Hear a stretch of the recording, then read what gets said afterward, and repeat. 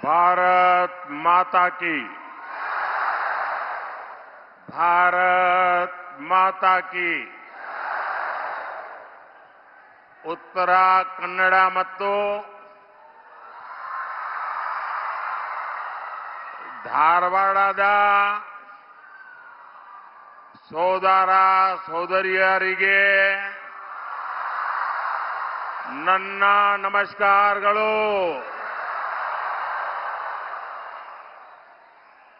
मैं श्री सिरसी मिरांकाबा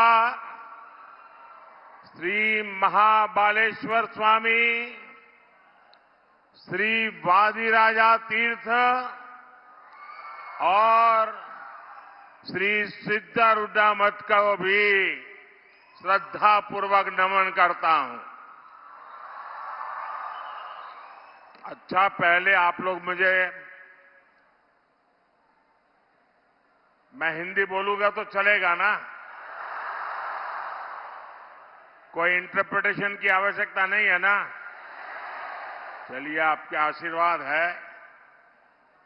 अच्छा, ये मुझे बताइए, ये चुनाव सभा है कि विजय सभा है?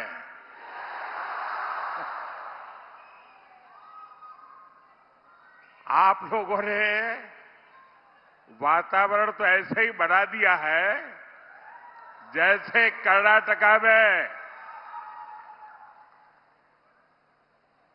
भारतीय जनता पार्टी का अभूतपूर्व विजय आप लोगों ने तय कर लिया है। भाई और बहनों, जब मैं गुजरात में मुख्यमंत्री था तो शायद आज से 16 साल पहले इस धरती को प्रणाम करने के लिए आया था। आपके आशीर्वाद मांगने के लिए आया था। और तब से लेकर अब तक आपने मुझे कभी भी खाली हाथ नहीं लौटाया है। आपका प्यार इतना है, मैंने जब मांगा, जो मांगा, आप लोगों ने जी भर के दिया है। इस धूप में भी मैं देख रहा हूं सारे लोग वहां धूप में बैठे हैं। ये तपस्या छोटी नहीं है जी। इतनी बड़ी तादाद में धूप में लोग जो बैठे हैं, यहां धूप में खड़े हैं, जो लोग धूप में तप रहे हैं, उन्हें मैं कहना चाहता हूं, आपको जो असुविधा हुई इसके लिए हमारी पार्टी की तरफ से मैं क्षमा मांगता हूं। लेकिन आप जो इतने ताप में तप रहे हैं ना, आपकी इस तपस्या को मोदी बेकार नहीं जाने देगा।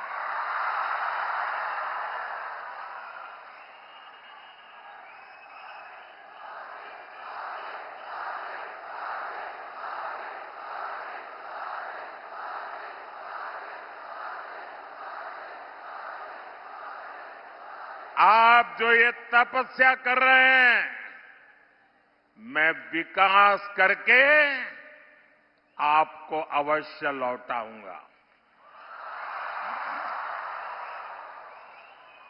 भाई और बहनों, आज मैं आप सभी से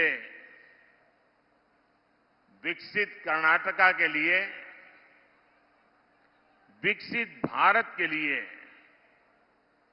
आप सबका, पूरे कर्नाटका का आशीर्वाद मांगने के लिए आया हूं।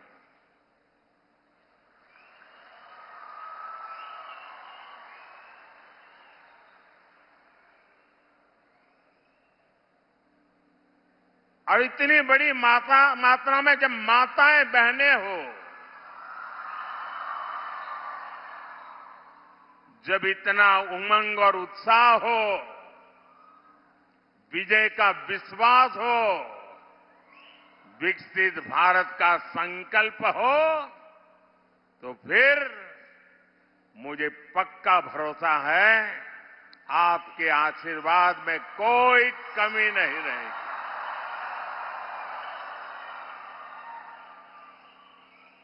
और मैं देख रहा हूं कि आप उत्तर कन्नड़ा से मेरे बहुत पुराने साथी विश्वेश्वर हेगड़े जी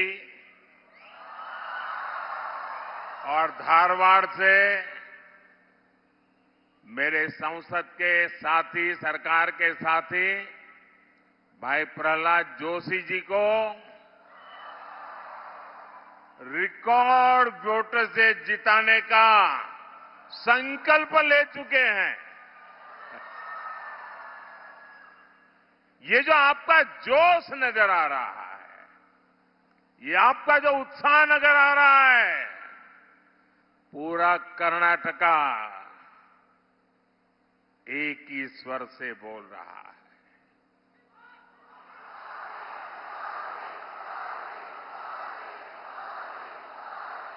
एक ही गुंज सुनाई दे रही है। फिर एक बार, फिर एक बार, फिर एक बार। साथियों, आपके आशीर्वाद ने ही 2014 और 2019 में पूर्ण बहुमत वाली बीजेपी एनडीए की मजबूत सरकार देश में बनाई। हमने देश के विकास के साथ ही लोकल एस्पिरेशंस को पूरा करने के लिए भी पूरी ईमानदारी से काम किया। यहां उत्तर कन्नड़ा में घर, बिजली, पानी जैसी योजनाओं पर एनडीए सरकार ने बहुत काम किया है। हमारे मछुआरे भाई बहनों के लिए भी इतना बड़ा पोर्ट बन रहा है। बीजेपी के प्रयासों का नतीजा है इस क्षेत्र को धारवाड़ आईआईटी मिला है, बड़ा आधुनिक रेलवे स्टेशन मिला है। बीजेपी सरकार विकास भी, विरासत भी इस मंत्र को लेकर चलती है। साथियों, जब मजबूत सरकार होती है,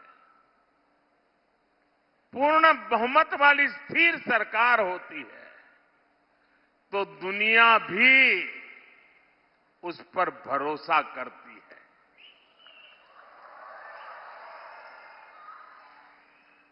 आप मुझे बताइए, आज पूरी दुनिया में हिंदुस्तान का डंका बज रहा है कि नहीं बज रहा है? चारों तरफ हिंदुस्तान की वाहवाही हो रही है कि नहीं हो रही है? अमेरिका में भी भारत का जय जयकार होता है कि नहीं होता है? यूरोप में भी भारत का गौरवगान होता है कि नहीं होता है? हिंदुस्तानी दुनिया में कहीं पर भी जाए तो माथा ऊंचा कर करके खड़ा होता है कि नहीं होता है? होता है कि नहीं होता है? आपको गर्व होता है कि नहीं होता है? सम्मान अनुभव करते हैं कि नहीं करते हैं? लेकिन ये कैसे हुआ? कैसे हुआ? किसने किया? किसने किया?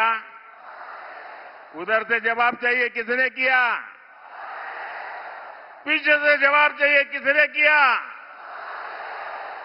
आप लोग भाई, आप सबका जो जवाब है ना, ये पूरी तरह गलत है। ये मोदी ने नहीं किया है, ये आपके एक वोट ने किया है, आपके वोट की ताकत है। आपके वोट की क्या ताकत होती है, ये 10 साल में हिंदुस्तान के हर मतदाता ने देखा है। और मोदी आपके एक एक वोट का जो उसकी ताकत है, उस ताकत के भरोसे जब दुनिया के किसी भी नेता बड़े बड़े को मिलता हूं ना, 6 फीट वाले हो, 6.5 फीट वाले हो, हैं? कितनी ही गोरी चमड़ी क्यों न हो, जब मैं उनको मिलता हूं ना, मुझे देखना तो ऐसे पड़ता है, लेकिन जब मैं दुनिया की बड़ी बड़ी शक्तियों को मिलता हूं तो मोदी अकेला नहीं मिलता है। 140 करोड़ देशवासी मेरे पीछे खड़े होते हैं और तब जाकर के मैं सीना तान करके उनको हाथ मिलाता हूं। उनको भी लगता है यार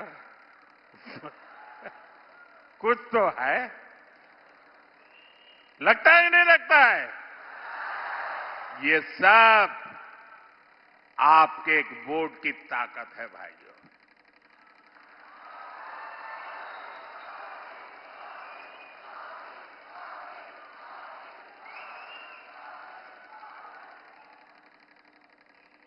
अयोध्या में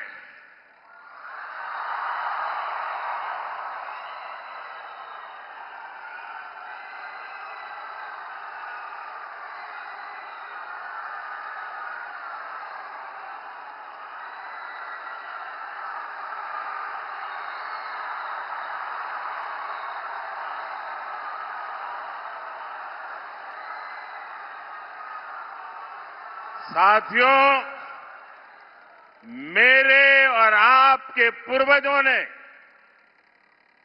हमारे पूर्वजों ने अयोध्या में प्रभु राम के लिए 500 साल तक लड़ाई लड़ी। 500 साल छोटा कालखंड नहीं है। लाखों लोग मौत के घाट उतार दिए गए। देश आजाद होने के दूसरे ही दिन प्रभु राम का मंदिर बनाने का निर्णय होना चाहिए था, नहीं होना चाहिए था। दूसरे ही दिन ये काम होना चाहिए था, नहीं होना चाहिए था, लेकिन उन्होंने नहीं किया। साथियों, ऐसा काम करने के लिए 56 इंच का सीना लगता है।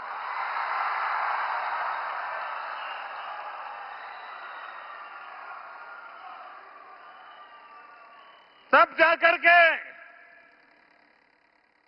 500 साल का सपना, 500 साल का इंतजार समाप्त होता है। लेकिन ये तब होता है जब आपके वोट की ताकत मिलती है।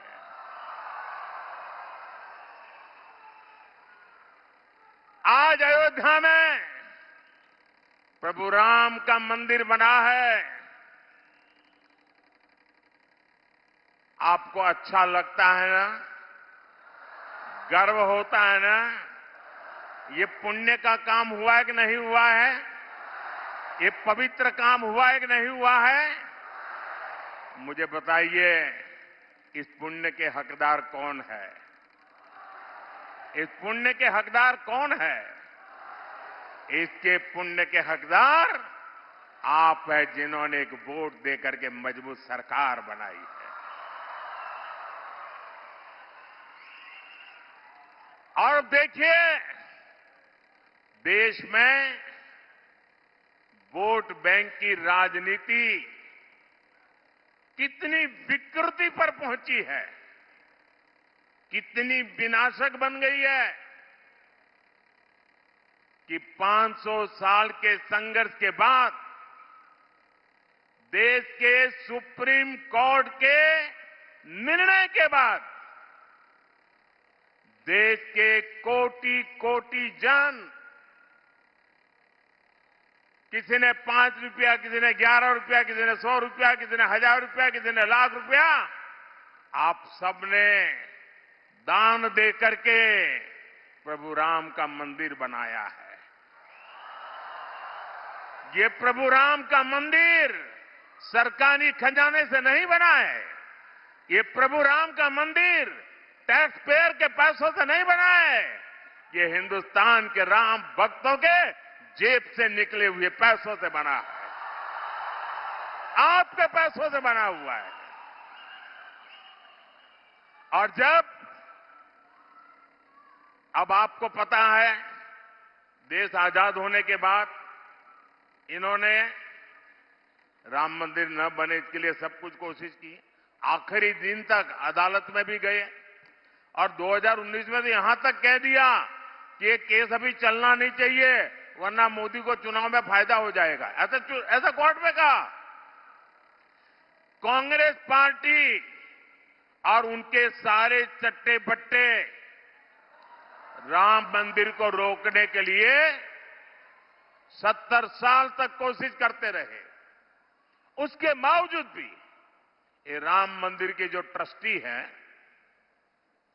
वो सब भूल करके, उनके सारे पापों को भूल करके, उनके सारे गुनाहों को भूल करके उनके घर गए।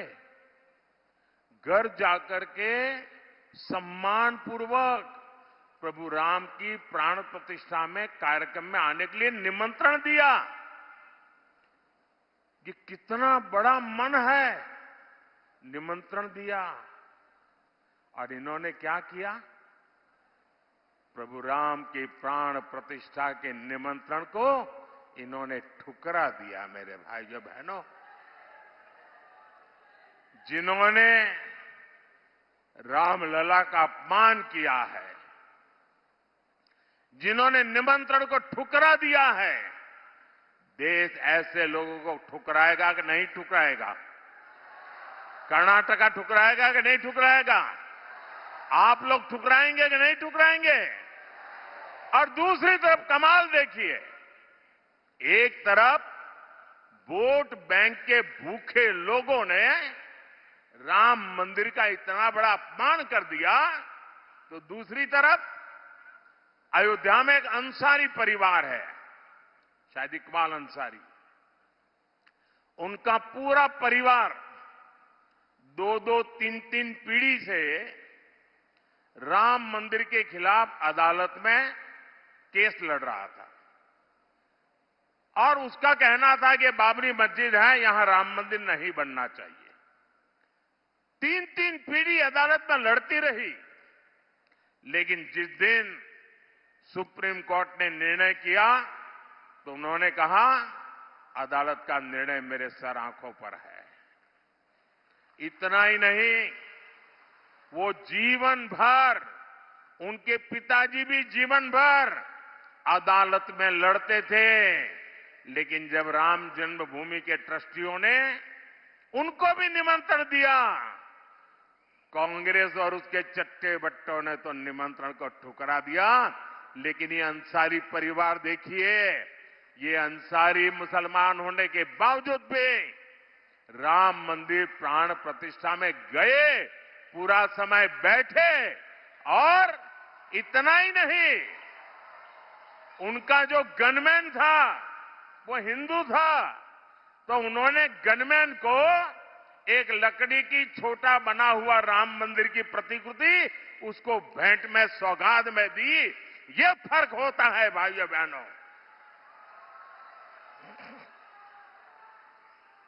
यह देश विकास भी चाहता है, विरासत भी चाहता है। और अब देखिए, बीजेपी सरकार ने ही आयुर्वेद को लेकर पूरी दुनिया में प्रचार प्रसार किया है। हमारी सरकार बनने के बाद हमने अलग आयुष मंत्रालय बनाया है। आपकी सिरसी सुपारी को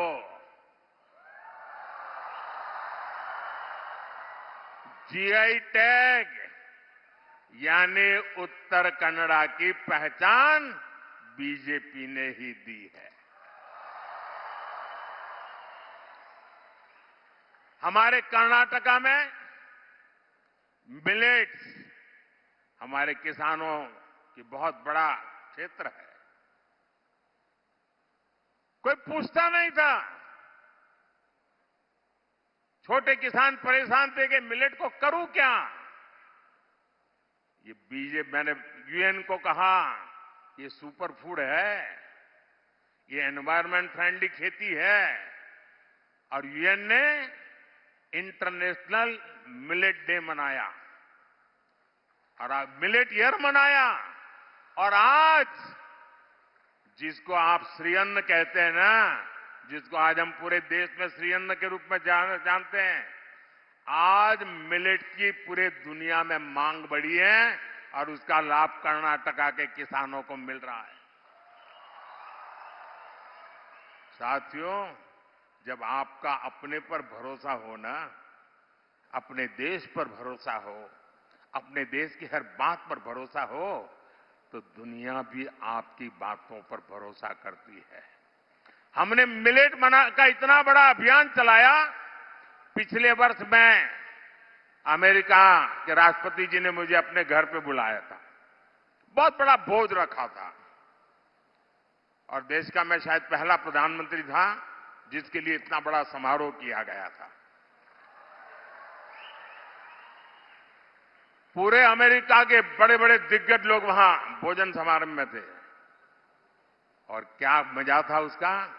हर एक के टेबल पर ये हमारा जो मिलेट्स है ना, उसकी चीजें बना करके परोसी गई थी। ये सुनते हैं तो आपको गर्व होता है कि नहीं होता है। कन्नड़ा के खेत में पैदा हुआ मिलेट अमेरिका के व्हाइट हाउस में टेबल पर जब परोसा जाता है, कौन कन्नड़ा के व्यक्ति होगा जिसको गर्व नहीं होगा। साथियों, बीजेपी सरकार इस क्षेत्र की फिशरमैन कम्युनिटी के विकास के लिए भी कमिटेड है। हमारी सरकार है जिसमें फिशरमैन के लिए अलग मंत्रालय बनाया गया। आजादी के इतने साल के बाद पहली बार फिशरमैन के लिए किसान क्रेडिट कार्ड की सुविधा बीजेपी ने दी। पहली बार 20,000 करोड़ की मत्स्य संपदा योजना बीजेपी ने बनाई। अब बीजेपी ने अपने मैनिफेस्टो में फिशरमैन के लिए प्रोडक्शन और प्रोसेसिंग क्लस्टर बनाने की घोषणा की है और इसका भी बड़ा लाभ हमारे जो मछुआरे भाई बहन हैं उस पूरे समाज को मिलने वाला है। साथियों, बीजेपी के प्रयासों से अलग यहां की कांग्रेस की सरकार कर्नाटका को तबाह करने में जुटी है। कांग्रेस क्राइम को कंट्रोल करने के बजाय एंटी सोशल और एंटी नेशनल माइंडसेट को बढ़ावा दे रही है। हुबली में कुछ दिन पहले हमारी एक बेटी के साथ जो हुआ, उसे देखकर पूरा देश चिंतित है। हर मां बाप को कर्नाटका में अपनी बेटी की चिंता सता रही है। किसके कारण? कांग्रेस के पाप के कारण।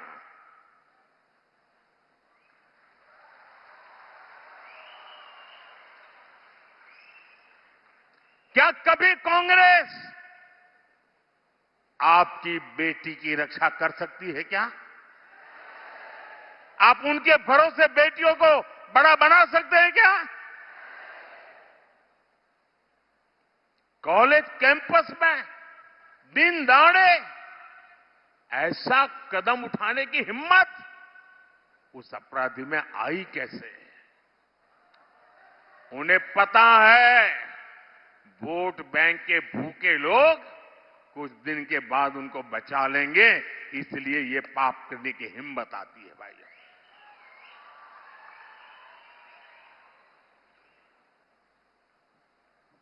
इस क्राइम ने कर्नाटका में हमारी बेटियों की सुरक्षा के संबंध में गंभीर सवाल खड़े किए हैं। खराब कानून व्यवस्था ये कांग्रेस सरकार की पहचान बन चुकी है। आपको पता है 2014 के पहले हमारे देश के अखबारों की हेडलाइन क्या हुआ करती थी? आज बेंगलुरु में बम धमाका हुआ, आज बेंगलुरु में बम धमाका हुआ, आज अयोध्या में बम धमाका हुआ, आज दिल्ली में बम धमाका हुआ, आज गांधीनगर में बम धमाका हुआ, आज सूरत में बम धमाका हुआ, आज मुंबई के अंदर ट्रेन में ब्लास्ट हो गया। ये खबरें आती थी कि नहीं आती थी? आती थी कि नहीं आती थी? 2014 के बाद ये खबरें खत्म हुई कि नहीं हुई? खत्म हुई कि नहीं हुई? देश के कोने कोने में बम धमाकों को रोक लगी कि नहीं लगी? लेकिन बेंगलुरु में इनके आते ही बम फोड़ते हैं आकर के आतंकी। बेंगलुरु हाईटेक सिटी, दुनिया में जिस बेंगलुरु का नाम, वहां पर एक काफे में बम फूटता है। भाइयों बहनों, और ये लोग बयान देते हैं क्या? गैस का सिलेंडर फटा है। अरे आपका दिमाग फटा है कि गैस का सिलेंडर फटा है?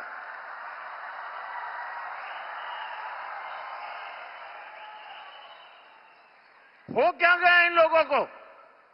और जब मामला एनआईए के पास गया तब जाकर के बंगाल में जाकर के उनको दबोच करके ले आए हैं भाइयों।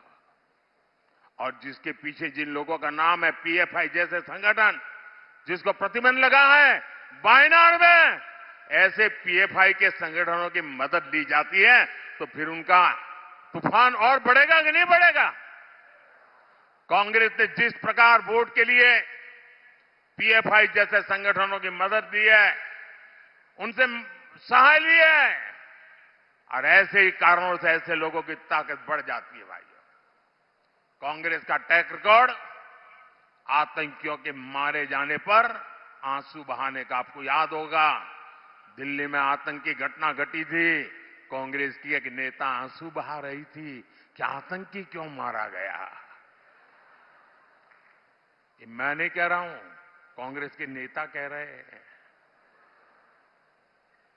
साथियों, बीजेपी का ट्रैक रिकॉर्ड है, हमने पीएफआई की कोई भी ताकत को प्रतिबंध लगा दिया, उसके बड़े बड़े शहंशाह जेलों में सड़ रहे। दोस्तों, एक जमाना था आए दिन पड़ोस में से आतंकी एक्सपोर्ट होते थे, हमारे देश के जवानों को मार करके भाग जाते थे। अब सर्जिकल स्ट्राइक होता है, और ये नया हिंदुस्तान है, ये घर में घुस के मारेगा।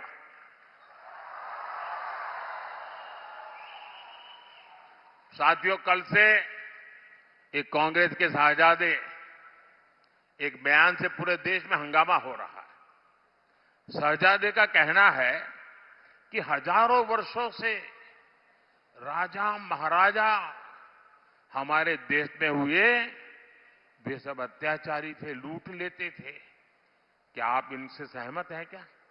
इस भाषा से सहमत है क्या? क्या अपने पापों को छिपाने के लिए देश के राजा महाराजाओं को गाली गलौज करना उचित है क्या? ये शोभा देता है क्या? कांग्रेस का ट्रैक रिकॉर्ड रहा है कि उसने भारतीय संस्कृति को नष्ट किया, भारत के इतिहास को सहित इतिहास नहीं रखा, उसको तोड़ा मरोड़ा है। कांग्रेस का मकसद यही था कि छत्रपति शिवाजी महाराज, महाराणा प्रताप ऐसे महान योद्धाओं का इतिहास अगली पीढ़ी को पता न चले। ये शाहजादे बाहर राजा महाराजा को गाली देते उसको मालूम नहीं है, छत्रपति शिवाजी महाराज ने पानी में जो काम किया था उस जमाने में, पानी पर जो प्रबंधन किया था, आज भी बड़े बड़े इंजीनियरों के लिए ये बहुत बड़ा सीखने वाला काम है। आपको तो सिर्फ इतना ही समझ आता है कि छत्रपति शिवाजी महाराज घोड़े पर बैठे। शिवाजी महाराज ने इतनी छोटी छोटी चीजों की चिंता की थी समाज की भलाई के लिए। आप उनको गालियां दे रहे हो। और उनके मुंह से किसी नवाब के लिए गाली सुनी भाई? किसी सुल्तान के लिए गाली सुनी क्या? किसी बादशाह के लिए गाली सुनी क्या? Vote bank. लोग पूछ रहे हैं कि कांग्रेस तुष्टीकरण के लिए और कितना पतन होगा, लोग पूछ रहे हैं। साथियों, इस क्षेत्र का भारत के इतिहास में बहुत ऊंचा स्थान है। यहां से कदम राजवंश ने लंबे समय तक शासन किया। कन्नड़ा भाषा की जो सेवा कदम राजवंश ने की है, क्या उसे कोई कन्नड़ी का भुला सकता है क्या? मैसूरू राजघराना वडियार राजवंश ने शिक्षा सहित हर सेक्टर में कितने ही काम किए हैं। अरे मैं गुजरात से आता हूं, मेरा गांव बड़ौदा गायकवाड़ स्टेट में हुआ करता था। और बड़ौदा के महाराजा गायकवाड़, उन्होंने बाबा साहब आंबेडकर की प्रतिभा को देखा था। बाबा साहब आंबेडकर को बड़ौदा ले गए, बाबा साहब आंबेडकर को अपने पास रखा और बाबा साहब आंबेडकर को विदेश भेजने का पूरा प्रबंध महाराजा गायकवाड़ ने किया था और देश को बाबा साहब आंबेडकर मिले थे। लेकिन भाइयों बहनों, ये हमारे राजा महाराजाओं का योगदान शहजादे को अत्याचारी लगता है? आप ऐसे लोगों को माफ कर सकते हो भाई?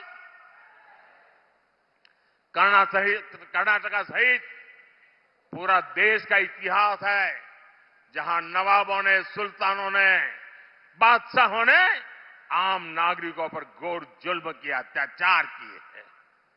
ऐसे सुल्तानों ने हमारे मंदिरों को, हमारे तीर्थों को लूटा, उन्हें तबाह किया।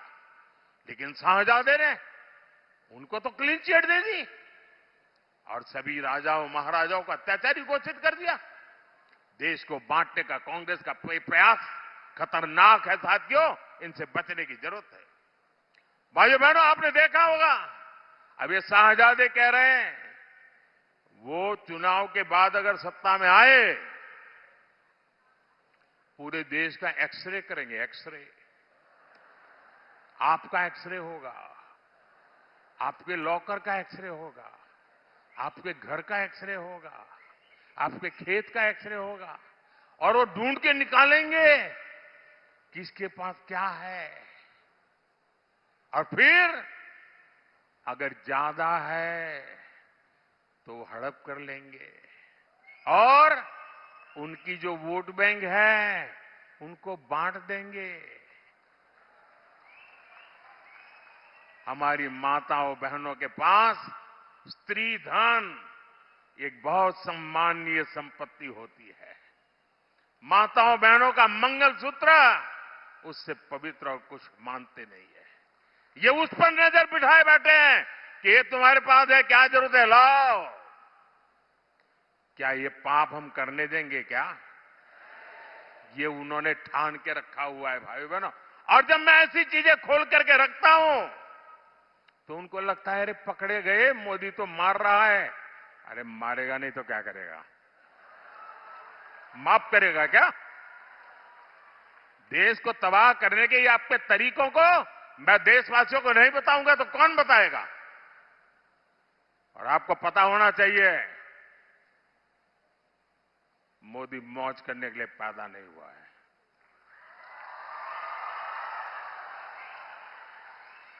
परमात्मा ने मोदी को आपकी सेवा के लिए ही पैदा किया है।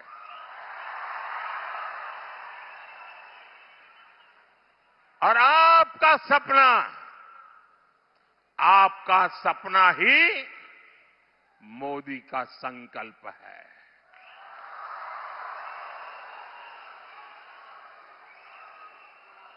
ये मेरी गारंटी है आपको। मेरा पल पल आपके नाम, मेरा पल पल आपके बच्चों के भविष्य के नाम, मेरा पल पल आपके सपनों को साकार करने के नाम, मेरा पल पल देश के नाम। देशवासियों के नाम। और इसलिए मैं आपको गारंटी देता हूं 24/7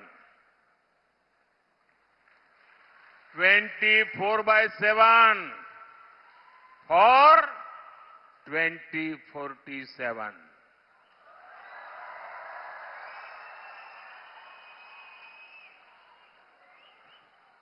साथियों, कांग्रेस ने एक और खतरनाक इरादा, कर्नाटका के लोगों को सावधान रहना है। आप जो बचत करते हैं ना, हमारे देश में हर मां बाप वो कुछ भी है घर में तो सोचता है कि भाई मेरे मरने के बाद बच्चों को तो ये मिलना चाहिए, मैं ये तो रखूंगा, बच्चों को काम आएगा, एक घर कैसे भी करके बना दूं ताकि मरने के बाद बच्चों को दे सकूं। ये हर हिंदुस्तानी के मन में रहता है कि नहीं रहता है? गरीब से गरीब हिंदुस्तानी भी मरने के बाद बच्चों को कुछ देने का इरादा रखता है कि नहीं रखता है? अब ये शाहजादे ने, उनके गुरु ने अमेरिका से घोषणा की है कि वो इनहेरिटेंस टैक्स लाएंगे। इसका मतलब है कि आपने जो बचाया है वो मरने के बाद आपके संतानों को नहीं जाएगा। आधे से ज्यादा 55%, 55% ये कांग्रेस की जमात, उनकी सरकार हड़प कर लेगी। आपकी आधी प्रॉपर्टी गई, 4 कमरे का घर है तो 2 कमरे गए, 10 एकड़ का खेत तो 5 एकड़ गया, आपके संतान को नहीं मिलेगा। और इसलिए देश चिंतित है, देश गुस्से में है और देश कह रहा है कांग्रेस की लूट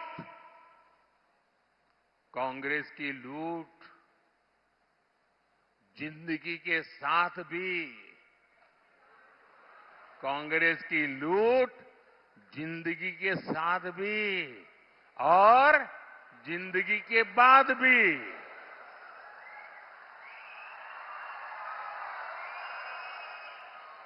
भाइयों और बहनों, कांग्रेस ने अपने 6 दशकों के शासन में ट्राइबल समाज को पूरी तरह नजरअंदाज कर दिया। कांग्रेस ने आदिवासियों के लिए कभी अलग मंत्रालय नहीं बनाया। बीजेपी सरकार ने आदिवासी मंत्रालय भी बनाया और 10 सालों में बजट भी 5 गुना बढ़ाया। बीजेपी सरकार के प्रयासों से अब देश के ट्राइबल समाज का एक नया आत्मविश्वास पैदा हुआ है। और अभी हमारे प्रहलाद जी वर्णन कर रहे थे, द्रौपदी मुर्मू जी पहली आदिवासी महिला देश की राष्ट्रपति बनी है, उसका भी वर्णन कर रहे थे।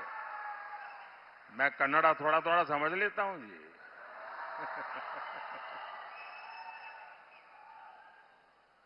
भाइयों बहनों, मोदी का एक ही सपना है, मोदी का एक ही लक्ष्य है।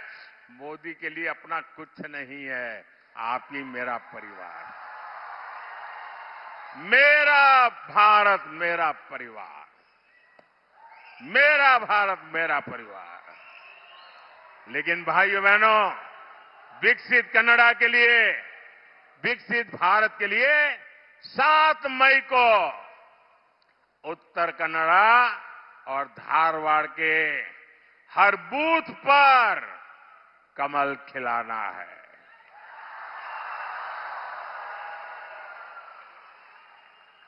और कमल के निशान पर आप बटन दबाएंगे ना, तो आप पक्का मान लेना आपको मोदी दिखाई देगा। आपके दिल में मोदी होगा, मन में मोदी होगा। और आप जब कमल पे बटन दबाएंगे ना, आपका वोट सीधा सीधा मोदी के पास जाएगा। और मोदी के लिए, मोदी को मजबूत बनाने के लिए ज्यादा से ज्यादा मतदान करवाएंगे, ज्यादा से ज्यादा मतदान करवाएंगे। कितनी ही गर्मी क्यों न हो के मतदान बढ़ेगा। 10 बजे के पहले सारा मतदान करा लोगे। शादी हो और काम हो, छुट्टी हो, कुछ भी हो, मतदान कराएंगे, पोलिंग बूथ को जीतेंगे। अच्छा, मेरा एक काम करोगे? देखिए, मेरी बात आई तो आप तो ठंडे हो गए। ये मेरा पर्सनल काम है, बताओ करोगे? जरा हाथ ऊपर ऊंचा करके बताओ करोगे? ये चुनाव वाला काम नहीं है, मेरा पर्सनल काम है, करोगे? पक्का करोगे? तो एक काम करना, घर घर जाइएगा और जाकर के कहना कि मोदी जी सिरसी आए थे और मोदी जी ने आपको नमस्कार भेजा है। मेरा नमस्कार पहुंचा देंगे, मेरा प्रणाम पहुंचा देंगे।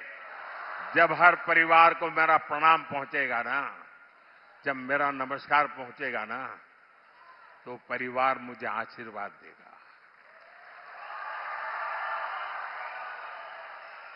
और वो आशीर्वाद ही मेरी ऊर्जा है, वो आशीर्वाद मेरी ताकत बढ़ा देगा और मुझे आपके लिए खप जाने की और नई प्रेरणा मिलेगी। और इसलिए मैं आपसे कहता हूं, घर घर जाकर के मेरा प्रणाम जरूर पहुंचाइएगा।